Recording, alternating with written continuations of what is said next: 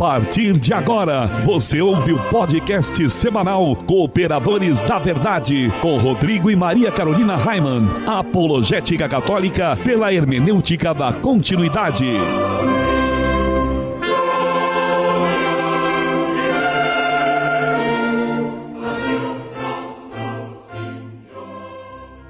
Olá, amigo ouvinte, paz e bem, aqui quem vos fala é o professor Raimann e estamos começando mais um podcast semanal Cooperadores da Verdade, apologética católica pela hermenêutica da continuidade. Aqui se fala a verdade, custe o que custar, doa a quem doer. Tudo bem, Carol? Tudo ótimo, Raimann, graças a Deus, salve Maria. E nós queremos dar as boas-vindas aos nossos amigos Peterson e Bianca. Olá, salve Maria. Seja bem-vinda também, Bianca. Salve Maria a todos e obrigado por estar aqui participando desse podcast. Muito bem, Bianca. Fala um pouquinho sobre você para que os nossos ouvintes possam te conhecer melhor. Bem, eu sou maquiadora e designer de sobrancelha e esse ano a gente tem uma graça muito especial de ter o nosso primeiro bebezinho. Eu estou grávida de 5 meses e a gente frequenta aqui a Paróquia do Santíssimo Sacramento, em Itajaí. Muito bem, Peterson, é sua vez, então fica à vontade, por favor. Bom, eu atuo na área de tecnologia da informação. Atualmente eu estou numa empresa de gestão de farmácias aqui em Itajaí. Junto com a minha esposa, eu vou no Santíssimo Sacramento, no centro, com o Padre Sérgio, como sempre, zeloso pela missa. Eu faço parte do coral da Univale também, ainda estou cursando Ciência da Computação ali. E de vez em quando a gente tem algumas apresentações na região também, do coral da Univale e alguns eventos por a região. Que bacana, hein? Que bacana. E um casal, assim, sensacional, né? Que a gente teve a graça de conhecer nas missas, né? De se encontrar aí nas missas, nos terços, em praça pública, né? Isso, é verdade. Muito bacana mesmo. E a Bianca é irmã do Vitor, né? Sou do Victor Sagica da Veste Sacra. Da Veste Sacra. Olha a propaganda aí, né? Olha aí a propaganda. Mas o Vitor prometeu que vem aqui também, né? Então estamos esperando que logo ele fará uma participação no Cooperadores da Verdade. Consigo organizar a agenda. Mas o Peterson e a Bianca é muito interessante porque a gente meio que já se reconhece, assim, né? Temos muitas coisas em comum, realmente. Então é uma graça muito grande ter vocês aqui, viu? Muito obrigada por terem vindo, terem aceito o convite. E em nosso momento de oração de hoje, além de todas as intenções que estão em nossos corações, queremos rezar por todas aquelas pessoas que nos ajudam com doações. Os nossos patrocinadores, os sócios do Clube do Ouvinte, os nossos parceiros das rádios que nos retransmitem, os nossos ouvintes e todos que acompanham o nosso site ou nos seguem nas redes sociais. Estamos reunidos em nome do Pai, e do Filho, e do Espírito Santo. Amém. Inspirai a Deus as nossas ações e ajudai-nos a realizá-las, para que em vós comece e para vós termine tudo aquilo que fizermos por Cristo Senhor nosso. Amém. Amém. Santa Maria, Mãe de Deus, rogai por nós. Pai nosso que estais nos céus, santificado seja o vosso nome. Venha a nós o vosso reino, seja feita a vossa vontade, assim na terra como no céu. O pão nosso de cada dia nos dai hoje. Perdoai as nossas ofensas, assim como nós perdoamos a quem nos tem ofendido. E não nos deixeis cair em tentação, mas livrai-nos do mal. Amém. Ave Maria, cheia de graça, o Senhor é convosco. Bendita sois vós entre as mulheres, e bendito é o fruto do vosso ventre, Jesus. Santa Maria, Mãe de Deus, rogai por nós, pecadores, agora e na hora de nossa morte. Amém. Glória ao Pai, ao Filho e ao Espírito Santo, como era no princípio, agora e sempre, por todos os séculos dos séculos. Amém. Senhor, fazei de mim um instrumento de vossa paz. Onde houver ódio, que eu leve o amor. Onde houver ofensa, que eu leve o perdão. Onde houver discórdia, que eu leve a união. Onde houver dúvida, que eu leve a fé. Onde houver erro, que eu leve a verdade. Onde houver desespero, que eu leve a esperança. Onde houver tristeza, que eu leve a alegria. Onde houver trevas, que eu leve a luz. Ó Mestre, fazei que eu procure mais consolar que ser consolado, compreender que ser compreendido, amar que ser amado. Pois é dando que se recebe, é perdoando que se é perdoado, e é morrendo que se vive para a vida eterna. Amém. E continuamos reunidos em nome do Pai, do Filho e do Espírito Santo. Amém. Nós queremos lembrar que esse programa é transmitido atualmente por 15 rádios. E hoje o abraço especial vai para a Rádio Cajuí FM de Parnaíba, no Piauí. Abraço ao amigo Valdinar e todos os ouvintes da Rádio Cajuí. E no quadro A Vida dos Santos, nós estamos estudando a vida dos papas que foram canonizados. São os Santos Papas. Nós temos o costume de chamar o Papa de Santo Padre, não é mesmo? Mas isso não significa que ele seja santo. Na história da Igreja, já tivemos 265 papas. Francisco é o Papa de número 266, mas nem a metade deles foi considerado santo. Aliás, alguns muito pelo contrário, né? E no último programa nós falamos de São Símaco. A vida dos santos.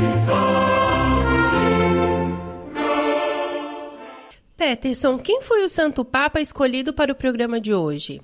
O santo escolhido para o programa de hoje foi Santo Ormisda. Conta para o povo então, Carol, um pouquinho sobre a vida de Santo Ormisda. Papa São Símaco morrera a 19 de julho do ano de 514 e deram-lhe por sucessor, no dia 26 do mês de julho, o diácono Ormisda, filho de Justo, nasceu em Frusione, na Campânia, que ocupou a Santa Sé por 9 anos. Longo papado, hein? Ainda mais naquela época, Sim. né? Que era tudo bem conturbado. Era só ser eleito Papa e já ser martirizado, né? Apenas a eleição do novo Papa foi conhecida em Constantinopla. O imperador Anastácio implorou o seu socorro para acalmar a tempestade que tinha suscitado por sua imprudência. A sua coroação tinha prometido com juramento e por escrito conservar intacta a fé católica e manter a autoridade do Concílio de Calcedônia.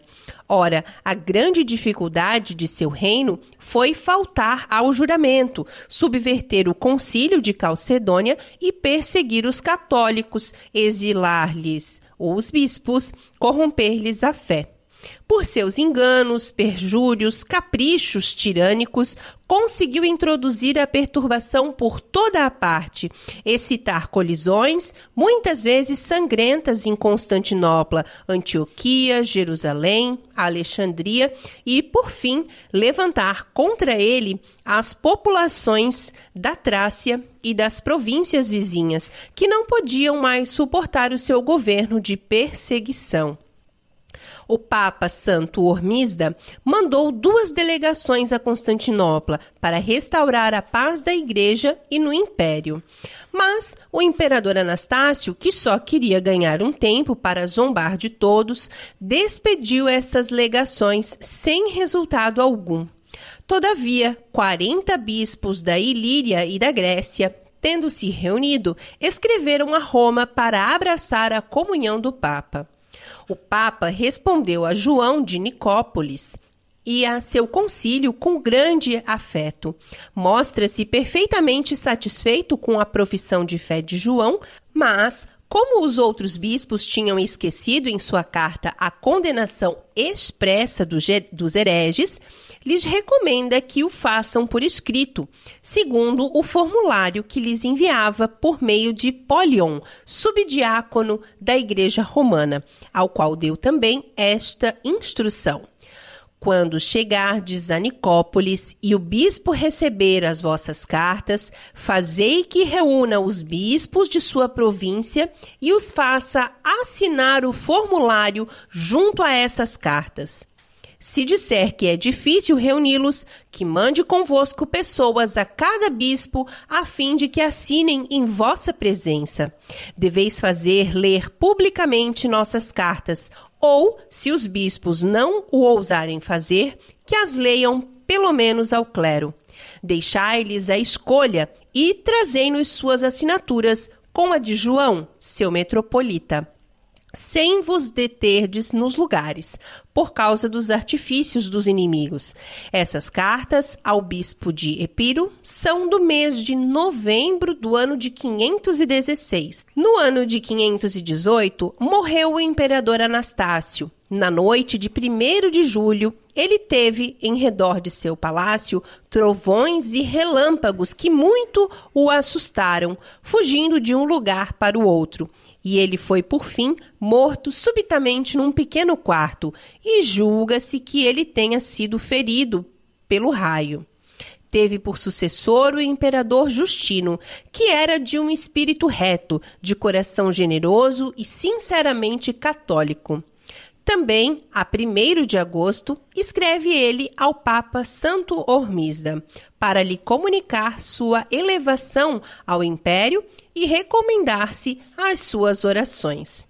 O Papa Santo Hormisda morreu a 6 de agosto de 523, no mesmo ano de sua morte. Teve ainda a consolação de ver cessar a perseguição das igrejas da África e os bispos africanos, relegados à Sardenha, voltarem livremente às suas dioceses sob o novo rei Hildérico. Santo Hormisda, rogai por nós. Encontre os Cooperadores da Verdade nas principais redes sociais: Twitter, Instagram, SoundCloud, Facebook e YouTube, como Os Cooperadores. E agora nós temos um novo canal de comunicação com o nosso ouvinte pelo WhatsApp, né, Carol? É verdade, Raiman. Anotem aí o nosso número, é 47 DDD 99718 3296. E não se esqueçam também de visitar o nosso site, que é cooperadoresdaverdade.com. Livraria Católica Auxílio dos Cristãos. Artigos religiosos. A Livraria Auxílio dos Cristãos fica na Praça Governador Irineu Bornhausen, centro de Itajaí, no estacionamento da Igreja Matriz do Santíssimo Sacramento. Calendários, bíblias, livros, artigos litúrgicos, camisetas, cartões, presépios, crucifixos, imagens sacras, CDs, DVDs e muito mais. Telefone 3349-0692. 3349-0692. Livraria Auxílio dos Cristãos. 21 anos de tradição. E se você também gostaria de anunciar a sua empresa no programa Cooperadores da Verdade, entre em contato conosco e ajude-nos a evangelizar. Carol, qual é o conselho de Padre Pio para nós no programa de hoje? Afaste depressa as tentações.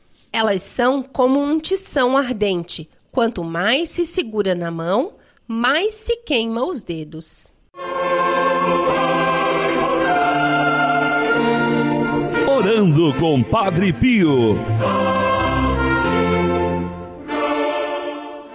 Amigo ouvinte, imagine que certo dia você estava fazendo um churrasco com uns amigos e depois de terem bebido um pouco além da conta, alguém faz um desafio.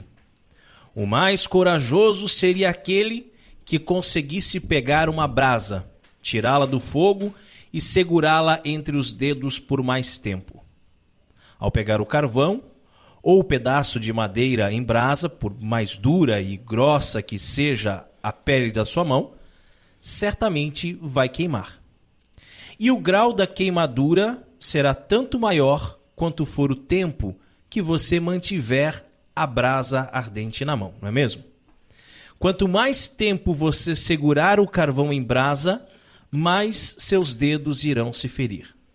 Assim também é o pecado. Quanto mais tempo você vive em pecado, mais vai ferir a sua alma, podendo chegar num ponto em que a queimadura, isso é, a ferida na alma, será irreversível, ao ponto de você se tornar um forte candidato ao inferno. E Padre Pio fala das tentações. Mas o que é uma tentação? Às vezes, vemos essa palavra escrita em estabelecimentos comerciais, não é mesmo? Uma panificadora chamada Doce Tentação está fazendo uma alusão ao fato de que os doces ali vendidos são uma tentação, ou seja, eles são irresistíveis. Mas como resistir a algo que é irresistível. Isso que eu pergunto para você, Maria Carolina. Você não conseguiu resistir a mim. É verdade. Mas talvez se você, né, nosso ouvinte, não resistir à doce tentação e entrar na panificadora, adquirindo lá alguns doces, isso não lhe faça mal. Mas talvez, se você comer demais, cometa o pecado da gula. Então, o problema da tentação é quando ela nos leva ao pecado. A tentação da pornografia, a tentação do sexo fora do casamento, a tentação de roubar, de mentir, de enganar, a tentação do lucro fácil, a tentação da preguiça e por aí vai. Padre Pio nos aconselha a nos afastarmos depressa das tentações. Veja que ele não está dizendo para não pecarmos, pois isso já é óbvio. Mas está dizendo para nos afastarmos depressa das tentações que levam ao pecado. A tentação é a raiz. O mal tem que ser cortado pela raiz. Pelo contrário, crescerá e se tornará uma grande árvore do mal em sua vida. Se nos afastarmos depressa das tentações, jamais pecaremos e viveremos na graça de Deus. O problema é que o pecado nos parece doce. Parece uma doce tentação. Sabemos que o pecado é ruim. Sabemos que o salário do pecado é a morte. Sabemos que Deus odeia o pecado, embora ame o pecador. Mas, mesmo sabendo de tudo isso, caímos em tentação. E o grande problema é que muitas vezes nós achamos que temos forças para resistir às tentações. Quando nós colocamos a nossa confiança em nós mesmos, nós achamos, não tem problema, pode mandar tentação, eu sou forte, eu resisto, eu dou conta de tudo, eu consigo. Né? Pode vir a tentação que eu vou conseguir. Aí a gente cai. Então aqui vence quem foge. Vence quem sai correndo. Porque se você achar que vai dar conta, meu amigo, corre o risco, como o próprio São Paulo disse, né? Quem está de pé, cuidado para que não caia. E eu achei muito legal ali essa comparação, como o Peterson falou, de comparar o mal com uma árvore, né? A tentação, a raiz, então a gente tem que cortar por ali. Porque eu fico pensando assim, né? Quantas vezes já aconteceu comigo, e acredito que com todos é comum isso, até porque o ser humano é inclinado para o pecado, né? Mas, por exemplo, a gente deixa de ir na missa porque quer ficar dormindo até um pouco mais tarde. E daí falta a missa naquele fim de semana. Mas aí no próximo também, mas que mal vai fazer e tal. E assim a gente vai se entregando de um jeito ao pecado, isso com várias coisas, né? Estou citando um exemplo. Mas, e aí é bem assim mesmo. Se a gente não cortar o mal pela raiz, ela vai crescendo, vai se tornando uma grande árvore, né? E vai nos levando cada vez mais para baixo, né? Porque a questão do mal pela raiz é assim, né? A tentação, ela aparece e você se entrega dizendo assim, só dessa vez. Só hoje. Ninguém tá vendo. É só um pecadinho. Todo mundo faz. Né? Isso é normal. E aí vai aumentando, né, Peterson? Não podemos esquecer que Deus é onipresente e Ele sabe de tudo que acontece em nossa vida. Fazer essas coisas erradas em nossas vidas é como dirigir perigosamente. Uma hora, algo dá errado. Não se esqueça. Tenha consciência e Deus também está presente em sua vida para poder perdoá-lo de seus erros quando você souber que está errando e evitar o erro. Não foi por acaso que o próprio Cristo, quando nos ensinou a rezar, disse: não nos deixeis cair em tentação, pois Ele conhece a nossa fraqueza. Ele sabe que caímos facilmente e que o tentador, o diabo, nos engana facilmente. Se víssemos o pecado tal como ele é, jamais pecaríamos, mas o vemos mascarado, fantasiado, como um monte de estrume com um pouco de açúcar por cima. Como uma linda maçã por fora, mas podre e bichada por dentro. E por isso o Padre Pio nos alerta. Ele quer que nos afastemos depressa das tentações. Pois é como segurar um carvão em brasa. Quanto mais se segura na mão, mais se queima os dedos. Ou seja, quanto mais protelamos, quanto mais nos deixamos envolver pelas tentações, ao invés de fugir delas depressa, como eu havia falado já aqui, mais corremos o risco de pecar. Que assim seja. Amém. Orando com Padre Pio conta com o apoio de Feller Contabilidade, do nosso amigo Diácono Vital. A Feller Contabilidade fica na Rua Aldílio Garcia, número 479. Nesta você pode confiar. Atendimento de segunda a sexta-feira, das 8 ao meio-dia e das 13h30 às 17h30. Telefone 3346-2333. fellercontabilidade@matrix.com.br, em frente à Secretaria da Paróquia São Cristóvão de Itajaí, Santa Catarina. Feller Contabilidade, a sua empresa nas mãos certas. E no quadro mais treteiro do nosso programa, hoje vamos falar sobre os sacramentos da vida cristã. A hora da treta.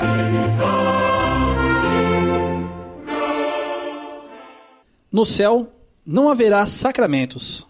Os sacramentos da nova lei, instituídos por nosso Senhor Jesus Cristo, são sinais visíveis e eficazes da graça divina e invisíveis, capazes de produzir por si mesmos aquilo que significam. É neles que a Igreja tem a principal fonte de santificação de seus membros, e é por meio deles que somos regenerados e fortalecidos, nutridos e perdoados, inseridos no mistério admirável de nosso Senhor, morto e ressuscitado. Os sacramentos são como que forças que saem do corpo de Cristo para curar as feridas do pecado e para nos dar a vida nova do Cristo. O Catecismo da Igreja Católica é dividido em 4 partes: o Credo Apostólico, os Sacramentos, 10 Mandamentos e, por último, o Pai Nosso. Então, nesse programa, nós vamos falar sobre a segunda parte, que se inicia no número 1066 do Catecismo. A ideia dos sacramentos encontra representação na figura da hemorroísa, curada ao tocar a orla do manto de Jesus. Os sacramentos são como que forças que saem do corpo de Cristo para curar as feridas do pecado e para nos dar a vida nova do Cristo. Os sacramentos são a forma que Jesus escolheu para distribuir ao longo da história, nas várias gerações cristãs, a graça santificante que brota da cruz, do seu corpo. Quando do seu lado aberto brotou sangue e água dali, brotaram também os sacramentos. Concretamente, é a chamada economia sacramental. No símbolo da fé, a Igreja confessa o mistério da Santíssima Trindade e seu desígnio benevolente sobre toda a criação. O Pai realiza o mistério de sua vontade, entregando seu Filho bem-amado e seu Espírito para a salvação do mundo e para a glória do seu nome.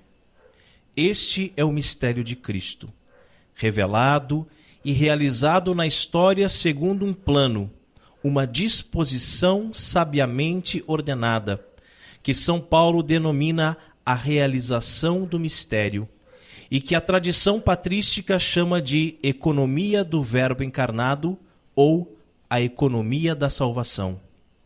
No Antigo Testamento, amigo ouvinte, houve o anúncio da vinda de um Messias. Os judeus esperavam que ele viesse e instaurasse novos céus e nova terra, pois a humanidade sobreviveu neste mundo marcado pelo pecado e dominado pelo demônio. No entanto, desde o início, há também uma promessa divina.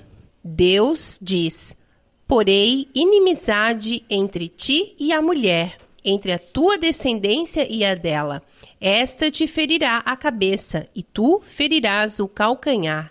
Trata-se do proto-evangelho, o primeiro anúncio da vinda de Jesus, pelo qual os profetas esperavam. A descendência da mulher aniquilará a serpente. E veio Jesus. O grande escândalo dos judeus é que eles olharam para Jesus e se perguntaram como pode ser ele o Messias esperado se o mundo continua o mesmo, se a maldade persiste, se a serpente continua viva.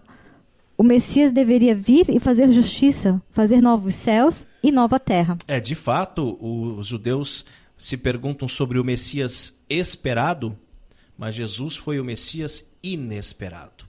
Ninguém esperava que, ao invés de um grande guerreiro que entrasse montado num cavalo branco com a sua espada e tirasse os judeus do jugo do Império Romano, no lugar dele viesse um homem simples, humilde, montado numa jumentinha, né, aclamado com hosanas. Então Jesus que morre na cruz, que para eles era um símbolo de derrota, né? É o Messias inesperado. São João Batista também se sentiu confuso. Estando preso, ouviu falar sobre os feitos de Jesus. Ele mandou um recado indagando: és tu aquele que há de vir? Ou devemos esperar outro? O que Jesus estava pregando, portanto, era completamente assustador e novo para a mentalidade da época. Jesus responde: voltem e contem a João o que vocês estão ouvindo e vendo. Os cegos recuperarem a vista, os paralíticos andarem, os leprosos são purificados, os surdos ouvem, os mortos ressuscitam, e os pobres é anunciada a boa nova. E feliz aquele que não se escandaliza por causa de mim. Parte dos sinais previstos estavam acontecendo, mas outra parte não. O que não se sabia, contudo, era que a vinda do Messias seria em 2 etapas. O que não se sabia ainda era que aquela vinda de Jesus não seria a última. A primeira seria, como nós já falamos aqui, de modo humilde, mas deixando claro que era o Messias prometido. No entanto, não realizou tudo. Jesus morreu, ressuscitou, subiu aos céus, enviou o Espírito Santo e inaugurou assim o chamado tempo da igreja, que não havia sido previsto pelos profetas do Antigo Testamento. Um tempo no qual se dá o que nós estamos tentando transmitir para vocês hoje, que é a economia sacramental. É esse o nosso tempo, o tempo da igreja, o tempo de vivermos com Jesus através dos sacramentos. Trata-se de uma novidade, não é mesmo? De algo inesperado. Cristo morreu na cruz e com ela esmagou o inimigo. A sua vitória, aos olhos desavisados e desatentos, né, é praticamente invisível, pois o mundo continua o mesmo, e com guerras, maldades, doenças e morte, né, e assim por aí vai.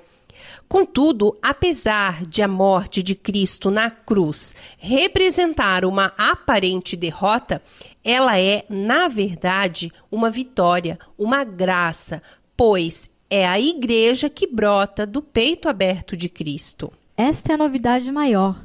Jesus não é somente o Messias, é o próprio Deus que se fez homem. É a união entre Deus e o homem.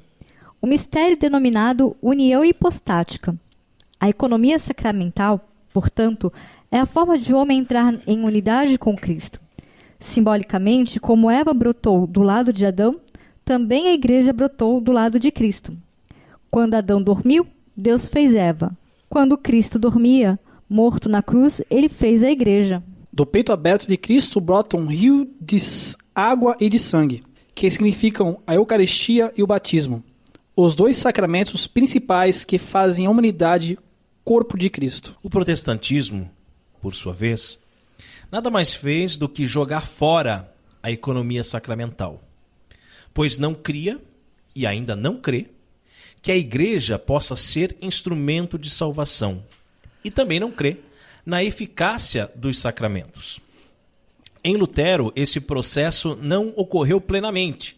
Contudo, com esses pressupostos, sola gratia e sola fide, com o decorrer do tempo, a conclusão é de que os sacramentos nada fazem e que tudo depende da própria pessoa.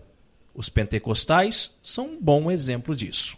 Infelizmente, não foram somente os protestantes que se afastaram dos sacramentos. Muitos católicos também. Parece absurdo, né? Mas muitos que se dizem católicos já não creem na eficácia dos sacramentos. É verdade, que tristeza, né? E assim, Carol, quando fala que muitos católicos não creem na eficácia dos sacramentos, eu tenho visto muito entre os meus alunos que muitos alunos não são batizados. Né? 13, 14 anos não são batizados. E aí você pensa, bom, não é batizado porque é protestante. E não, o pai é católico, a mãe é católica, mas não batiza porque diz que o filho depois vai poder escolher qual é a religião que ele quer seguir. Né? Então, se isso acontece, é porque esse pai católico, entre aspas, essa mãe católica, entre aspas, não acredita mais na eficácia dos sacramentos. Porque acredita que o sacramento do batismo é como se fosse uma carteirinha de um clube, que vai dizer que você pertence à igreja X ou à igreja Y. Então, quando ele crescer, ele vai escolher em qual igreja ele quer congregar, né? A palavra que eles usam. E aí, então, ele vai ser batizado naquela igreja que ele se identificar. Mas espera lá, e se ele morrer antes disso? Né? Se ele morrer sem o sacramento do batismo? Então, esses católicos não acreditam mais nos sacramentos. E eu costumo dar um exemplo para eles e digo assim, um dia você vai casar, um dia você vai ter um filho, e quando o seu filho começar a chorar, e você perceber que ele está com cólica, está com dor, não dê remédio para ele, não dê remédio. Aí eles ficam tudo espantados, né? Não dê remédio. Espere, quando ele crescer e estiver na idade da razão, ele decide se quer tomar remédio ou não. Quando o seu filho estiver com fome, não dê comida para ele, não dê. Quando ele crescer, estiver na idade da razão, ele decide se quer comer ou não. Quando o seu filho fizer o cocôzinho na fralda, não limpe, não troque a fralda, não limpe, não dê banho, né? Quando ele crescer e estiver na idade da razão, ele decide se quer tomar banho ou não. O que vai acontecer com essa criança? Daí eles dizem assim, professor, vai morrer. Então, se você pai, se você mãe é responsável pelo corpo do seu filho, você também é responsável pela alma do seu filho. Então, nasceu, batize imediatamente. Depois, se um dia ele quiser mudar de religião, ele muda, ele é livre para mudar. Mas pelo menos ele já recebeu o sacramento. Partindo desse pressuposto, assim nós vemos as famílias que são hoje em dia.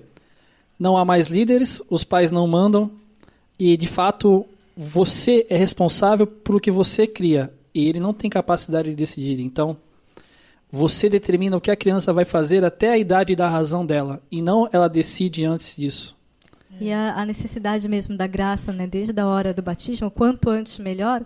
A gente tem um exemplo vivo, né, Peterson? Você foi batizado somente aos 26 anos, porque a família católica, de carteirinha, imaginava justamente isso, que foi comentado. É mesmo? Quando crescer, decide o que vai querer ser. Então, só quando começamos, né, a namorar e aí pensar em noivar, que aí, então, eu fiz o convite. Você quer ser católica?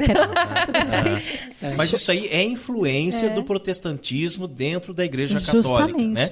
Porque a fumaça de Satanás entrou dentro da igreja. E essa fumaça de Satanás é a influência que o protestantismo teve no Concílio Vaticano II, gente. Então, de uns tempos para cá, o pensamento da população em geral é um pensamento protestante. Né?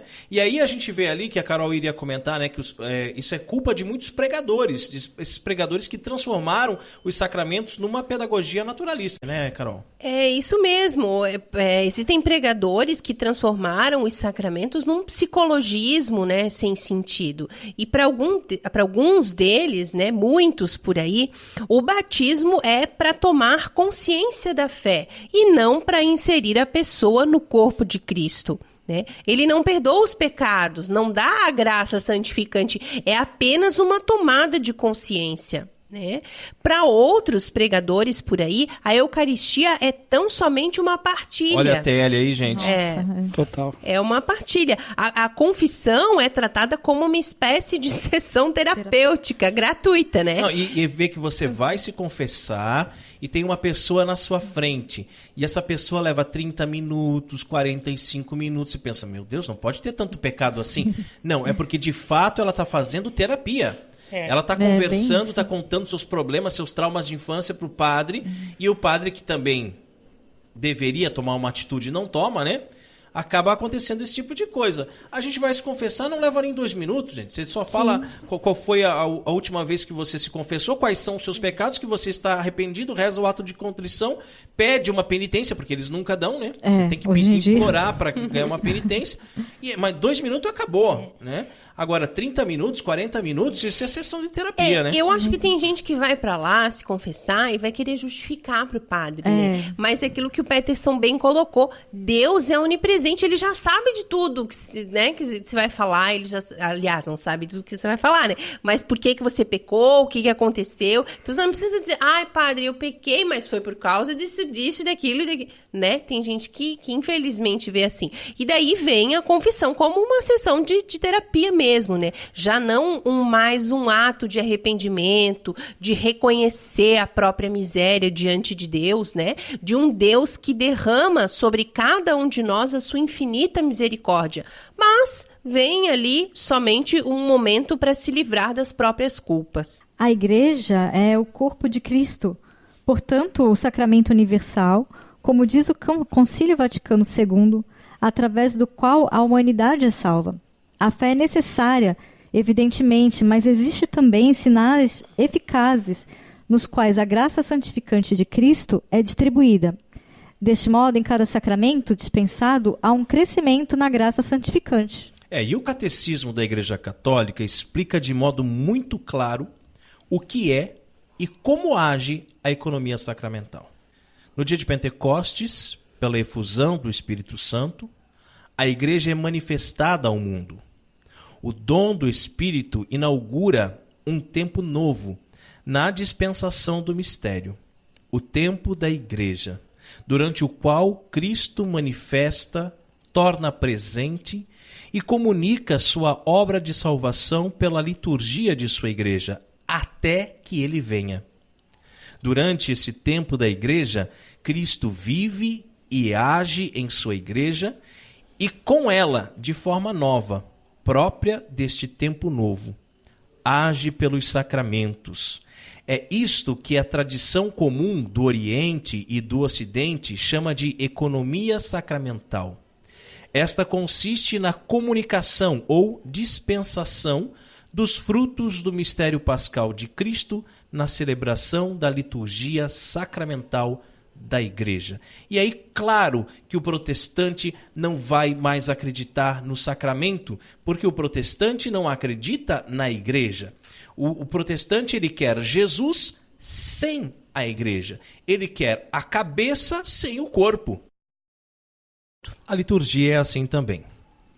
Deus diz o bem do homem, que é chamado a dizer o bem dele. Quando a palavra boa desce, ela é bênção, e quando sobe, é bendição. A bênção é uma forma resumida de bendição. Diz o Catecismo. Compreende-se, então, a dupla dimensão da liturgia cristã como resposta de fé e de amor às bênçãos espirituais com as quais o Pai nos presenteia. Por um lado, a Igreja unida a seu Senhor e sob a ação do Espírito Santo, bendiz o Pai por seu dom inefável, mediante a adoração, o louvor e a ação de graças. Por outro, e até a consumação do projeto de Deus, a Igreja não cessa de oferecer ao Pai a oferenda dos seus próprios dons e de implorar que Ele envie o Espírito Santo sobre a oferta de si mesma, sobre os fiéis e sobre o mundo inteiro, a fim de que, pela comunhão com a morte e ressurreição de Cristo sacerdote e pelo poder do Espírito, estas bênçãos divinas produzam frutos de vida para louvor e glória de sua graça. Cristo glorificado, a partir da Igreja dos Apóstolos, está presente na liturgia terrestre, que participa da liturgia celeste. Assim está subdividido o item número 2, a obra de Cristo na liturgia. A Igreja é um corpo só tanto no céu quanto na terra. Portanto, participar do corpo de Cristo, ser Igreja, significa colocar o homem dentro da realidade na qual está o próprio Cristo. Cristo, cabeça da Igreja, é glorificado no céu e sua glória vem do próprio Pai. Todas as vezes que Deus abençoa o homem, ele se rebaixa, se humilha, se faz servo, lava a sujeira da humanidade, como lavou ao derramar seu sangue na cruz para lavar dos seus pecados. O mistério do lava-pés acontece precisamente na cruz quando o sangue é derramado. É esta a bendição que desce do céu, mas ela não fica na terra, volta para o céu. E quando a bendição volta para Deus, Cristo é glorificado no céu. Isso só se dá na Igreja Apostólica, pois somente nela se tem a garantia de que o corpo a quem o homem pertence é o corpo de Cristo. Igreja. Nos ensina a Sacrosanto Concilium, que foi citada pelo Catecismo, né?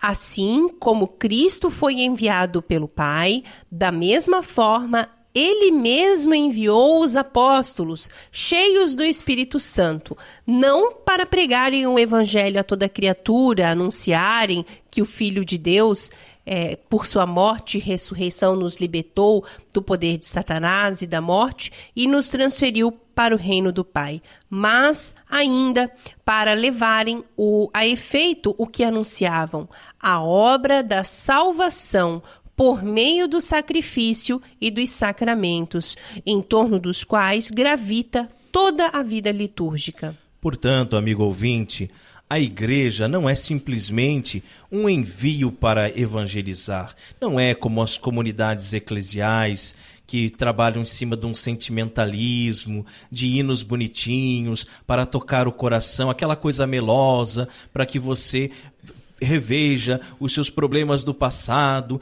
e para que você tente encontrar uma cura para os seus problemas e para os seus traumas de infância, toda aquela coisa melosa, aquela coisa, aquele sentimentaloide, né? Mas também a igreja é economia sacramental. Jesus, quando diz ide e ensinai, ele diz também ide e batizai. A missionaridade da igreja é palavra e sacramento. Não é somente a palavra enquanto ensinamento, mas aquela encarnada no sacramento. Ou seja, os sacramentos fazem parte da dinâmica encarnatória da salvação. Sendo assim, a liturgia compõe a própria estrutura da igreja. Continua o catecismo. Desta forma, Cristo ressuscitado, ao dar o Espírito Santo aos apóstolos, confia-lhes seu poder de santificação.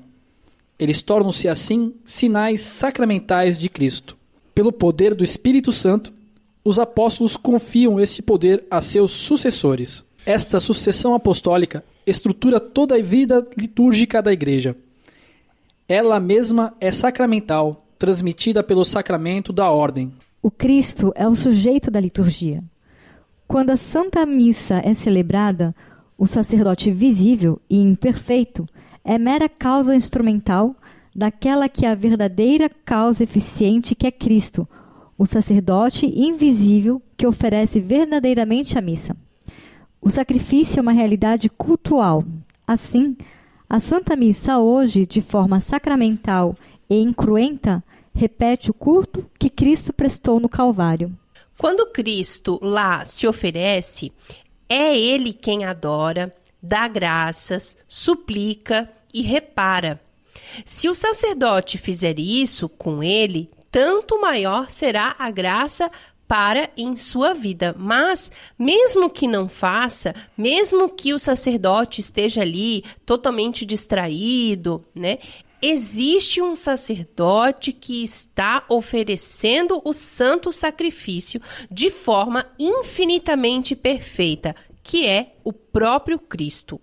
Assim, na liturgia da terra, há a união com aquela liturgia do Calvário, pois a cabeça, que é o Cristo, ofereceu a Deus o perfeito louvor que é feito a Deus nas moradas celestes. E aí eu pergunto para você, Maria Carolina, e o pastor das igrejas pentecostais? Tá pensando nisso. E o pastor, né? O que ele é? Porque o sacerdote mesmo, ele sendo um ser humano imperfeito, ele realiza um sacrifício perfeito porque é Cristo que realiza nele. Ele está ali em persona Christi, na pessoa de Cristo. Mas as igrejas pentecostais, as igrejas protestantes, enfim, não tem sacerdote. O pastor não é um sacerdote. O pastor é um funcionário da igreja. pode ser um animador de auditório. Mais ou menos isso, só falta o narizinho de palhaço, né?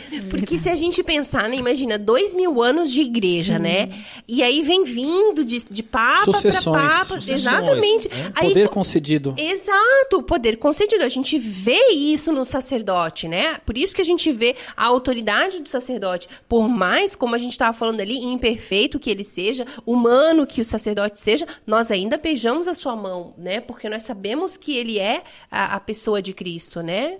Então... Não, quando você vai beijar a mão de um sacerdote e ele puxa a mão, não deixa você beijar, né?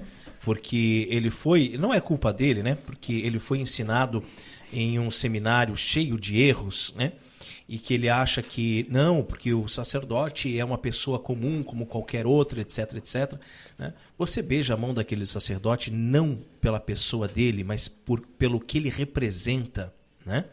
E o Espírito Santo, por sua vez, é aquele que prepara a humanidade para acolher a Cristo. Recorda o mistério de Cristo e atualiza esse mesmo mistério. Essas são as obras que ele realiza, segundo o Catecismo. A missão do Espírito Santo na liturgia da Igreja é preparar a Assembleia para encontrar-se com Cristo, recordar e manifestar Cristo à fé da Assembleia, tornar presente e atualizar a obra salvífica de Cristo por seu poder transformador e fazer frutificar o dom da comunhão na Igreja. O Catecismo começa o artigo 2. O mistério pascal nos sacramentos da Igreja, dizendo que toda a vida litúrgica gravita em torno do sacrifício eucarístico e dos sacramentos. Existem 7 sacramentos: batismo, confirmação ou crisma e eucaristia, chamados de sacramento da iniciação cristã. Penitência, a unção dos enfermos, chamados sacramentos da cura. Ordem e matrimônio, sacramentos de estado de vida. Os sacramentos são de Cristo. Por causa de uma controvérsia com os protestantes, o Concílio de Trento, em 1547, publicou o decreto sobre os sacramentos, no qual afirmou: se alguém disser que o sacramento da nova lei não foram todos instituídos por nosso Senhor Jesus Cristo, ou que são mais ou menos do que 7, a saber, batismo, confirmação, eucaristia, penitência, extrema-unção, ordem e matrimônio, ou também que algum desses 7 não é sacramento no sentido verdadeiro e próprio, seja anátema, ou seja, excomungado. Então, de fato, todos eles estão excomungados, todos são anátemas, né? Porque no início, o Lutero até aceitava os sacramentos do batismo, aceitava o sacramento da Eucaristia, né? Embora depois ele venha trabalhar a questão da transubstanciação, né, que já não era mais transubstanciação, era consubstanciação, enfim. Mas aí foi caindo, né? E hoje não existe sacramento nenhum mais. Cristo é o autor dos sacramentos, né? Nós temos confiança nisso, nós temos essa convicção. Isso é importante, né? A gente ressaltar. Cristo é o autor. Não foi a igreja que inventou os sacramentos, meu amigo protestante. Foi Cristo. Cristo é o autor dos sacramentos. Né? E você que fala tanto em sola escritura, leia as Escrituras. E você vai ver que nos evangelhos cada um dos sacramentos foi instituído pelo próprio Cristo. Né? Isso tem que ficar muito claro. E ali, os sacramentos, né, brotaram do peito aberto de Cristo na cruz, né? Porém, os momentos de instituição também existiram, né? No entanto, eles não precisam ser vistos de forma jurídica e estrita, mas sim de forma mais ampla. E nos diz o Catecismo: as palavras e as ações de Jesus durante a sua vida oculta e durante o seu ministério público já eram salvíficas. Antecipavam o seu mistério pascal, anunciavam e preparavam o que ele iria dar à igreja quando tudo fosse realizado. Os mistérios da vida de Cristo são os fundamentos daquilo que agora, por meio dos ministros da sua igreja, Cristo dispensa nos sacramentos, pois aquilo que era visível em nosso Salvador passou para os seus mistérios. Mas sabe qual é a dificuldade? É porque o protestante, ele lê a Bíblia, ele não encontra um local que diz assim: então Jesus instituiu o sacramento X. Depois Jesus disse: eis que eu instituo o sacramento Y. Eles queriam que estivesse assim bem claro, bem esmiuçado, né? Da mesma forma que eles dizem assim: Jesus não fundou a Igreja Católica. Quando ele diz: tu és Pedro, e sobre essa pedra edificarei a minha igreja. Não está fundando a igreja, porque Jesus teria que ir lá no cartório, né? Sim. Reconhecer firma, né? Um CNPJ. Aí sim estaria... Porque para eles fundar a igreja é isso. É você ir lá e registrar a igreja, né? Jesus fez isso aos salvadores enquanto esteve neste mundo. Quando subiu aos céus, Deus deu poder à igreja, seu corpo, de também realizar tais gestos. Os sacramentos são forças que saem do corpo de Cristo, sempre vivo e vivificante. São ações do Espírito Santo operante no corpo de Cristo, que é a igreja. São obras-primas de Deus na nova e eterna aliança, explica o Catecismo. Os sacramentos são de Cristo, mas também são da igreja, e ela aos poucos foi percebendo a grande riqueza legada por Jesus. Não foi algo automático, embora os sacramentos já estivessem lá. Lembrando que o sacramento não pode ser visto como uma lembrança, um sinal, um símbolo impregnado de um caráter semântico-afetivo, pois essa leitura é feita a partir de uma visão naturalista, modernista, portanto sem fé. É verdade, porém, que muitas vezes a palavra sacramento foi usada para outras coisas, mas, no decorrer do tempo, a diferenciação foi feita. A igreja como um todo é quem celebra os sacramentos. Porém, embora ela seja o sujeito místico, existem os ministros. Diz o Catecismo: o ministério ordenado ou sacerdócio ministerial está a serviço do sacerdócio batismal. Garante que nos sacramentos é Cristo que age pelo Espírito Santo para a igreja. E continua: a missão da salvação confiada ao Pai e a seu Filho encarnado é confiada aos apóstolos e, por meio deles, a seus sucessores. Recebem o Espírito de Jesus para agir em seu nome e em sua pessoa. Assim, o ministro ordenado é o elo sacramental que liga a ação litúrgica àquilo que disseram e fizeram os apóstolos, e por meio destes ao que disse e fez Cristo, fonte e fundamento dos sacramentos. Os sacramentos têm uma íntima ligação com as Sagradas Escrituras. São elas que preparam o fiel para bem recebê-los. Não somente isso, a forma de a Igreja celebrar ao longo dos séculos também demonstra a fé. É a explicação da expressão lex orandi, lex credendi. Diz o Catecismo: a fé da igreja é anterior à fé do fiel, que é convidado a aderir a ela. Quando a igreja celebra os sacramentos, confessa a fé recebida dos apóstolos. Daí o adágio antigo: lex orandi, lex credendi. A lei da oração é a lei da fé, ou seja, a igreja traduz em sua profissão de fé aquilo que expressa em sua oração. A liturgia é um elemento constitutivo da santa e viva tradição. Portanto, para se saber o que a igreja crê, basta olhar a forma como ela sempre celebrou. E o catecismo é taxativo quanto ao modo de proceder. É por isso que nenhum rito sacramental pode ser modificado ou manipulado ao arbítrio do ministro ou da comunidade.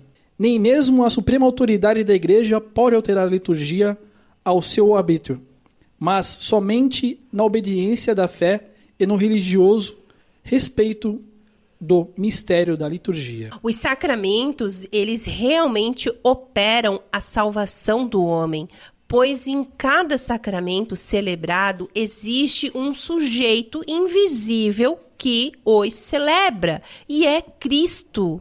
Gente, é Cristo, é Ele quem batiza, é Ele quem atua em seus sacramentos, a fim de comunicar a graça pelo sacramento.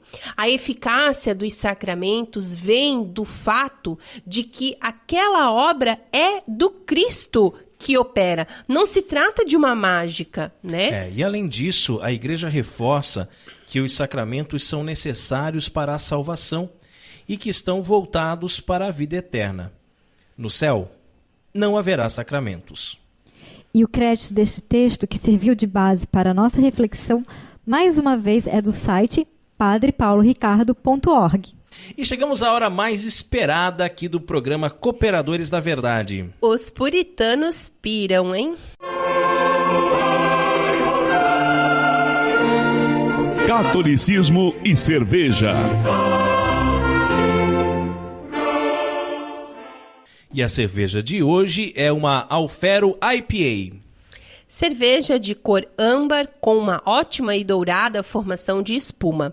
No aroma, a potência dos lúpulos acompanha a mesma sensação no frescor e no paladar.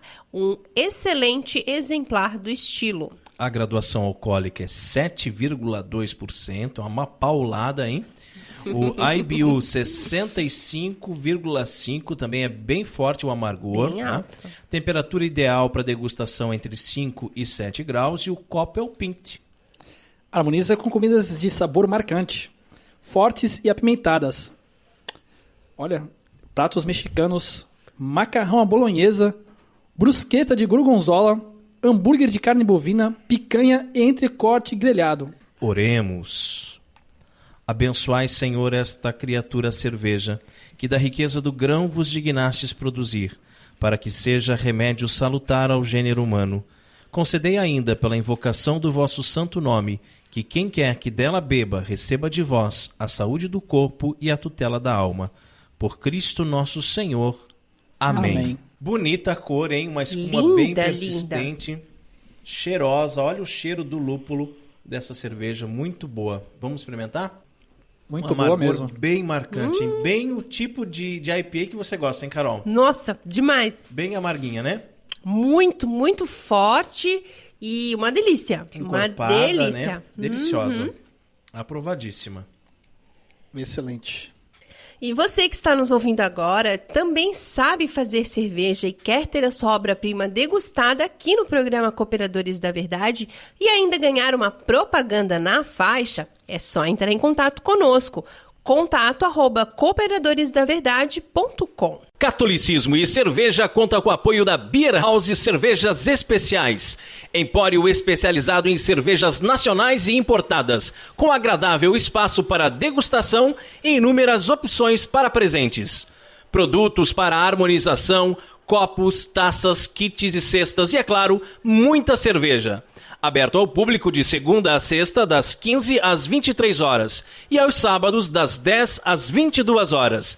A nossa missão é trazer o universo cervejeiro cada vez mais próximo dos apreciadores dessa bebida inigualável. A Beer House está situada à Avenida Coronel Marcos Conder, número 950, Sala Térrea, Centro, Itajaí, Santa Catarina. beerhousemkt@gmail.com. Fone 3045-5821. Beer House, a primeira casa cervejeira de Itajaí. E rezemos a Virgem, que nos proteja, nos guie e cuide do nosso apostolado. Salve, Rainha, Mãe de misericórdia, vida, doçura e esperança nossa, salve. A vós bradamos, degredados filhos de Eva, a vós suspirando, gemendo e chorando neste vale de lágrimas. Eia, pois, advogada nossa, esses vossos olhos misericordiosos a nós volvei, e depois desse desterro mostrai-nos Jesus. Bendito o fruto do vosso ventre, ó clemente, ó piedosa, ó doce sempre Virgem Maria. Rogai por nós, Santa Mãe de Deus, para que sejamos dignos das promessas de Cristo. Amém. Debaixo de vossa proteção nos refugiamos, Santa Mãe de Deus. Não desprezeis nossas súplicas em nossas necessidades, mas livrai-nos sempre de todos os perigos, ó Virgem gloriosa e bendita. Amém. E chegamos ao fim de mais um programa Cooperadores da Verdade. Venha você também ser um cooperador. Colabore com esse apostolado, fazendo a sua doação para que possamos adquirir equipamentos melhores, pagar a internet, o nosso site e manter esse programa no ar. Contamos com a sua generosidade e também com a sua oração. Muito obrigada a você que nos acompanhou nesse podcast. Ajude a divulgar compartilhando nas redes sociais. Muito obrigado pela sua atenção. Tenha um ótimo dia ou semana. Eu agradeço o convite, foi muito bom, passou bem rápido, né? Foi, né? É muito bom porque a gente vai aprendendo sempre algo mais da igreja, né? E aí isso nos faz amar cada vez mais, né? E se entregar cada vez mais a Deus. Muito bom, gente. Muito obrigado. Obrigada, a gente que agradece, queridos. Vocês são ótimos e realmente ficamos muito, muito felizes de vocês terem aceitado, né? Que Deus nos abençoe a todos nós. Salve Maria Imaculada. Obrigado, Bianca. Obrigado, Peterson, por terem vindo aqui, aceitado esse convite, esse desafio de vir participar aqui, cooperar com a verdade que é Cristo, não é mesmo? Obrigado, Carol, meu benzinho. Obrigado, queridos ouvintes. Rezem por nós. Deus abençoe a todos. Paz e bem.